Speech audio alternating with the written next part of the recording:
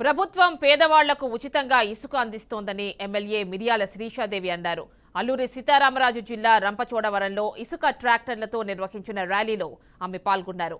పేదవాడికి సొంతింటి కల నెరవేర్చడం కోసం ఉచిత ఇసుక విధానాన్ని సీఎం చంద్రబాబు నెల రోజుల్లోనే అమలు చేయడం పట్ల ఆమె హర్షం వ్యక్తం చేశారు. అవినీతికి తావు లేకుండా పేదవారందరికీ అందుబాటులోకి ఉచిత ఇసుక విధానం ద్వారా సాధ్యమని ఆమె అన్నారు.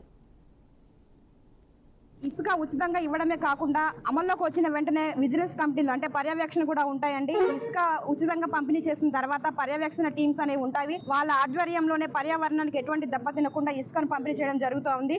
నాణ్యమైన ఇసుక ప్రజలందరికీ అందుబాటులో తేవాలన్నదే మన తెలుగుదేశం ప్రభుత్వం, అదేవిధంగా ఉమ్మడి ప్రభుత్వం యొక్క ముఖ్య ఉద్దేశం అని కూడా ఈ సందర్భంగా తెలియజేస్తా ఉన్నాను. ఈ కమిటీలో సుప్రీంకోర్టు, హైకోర్టు, ఎన్జిటి వాళ్ళు కూడా వీళ్ళ ఆధ్వర్యంలో జరుగుతుందండి ఇది.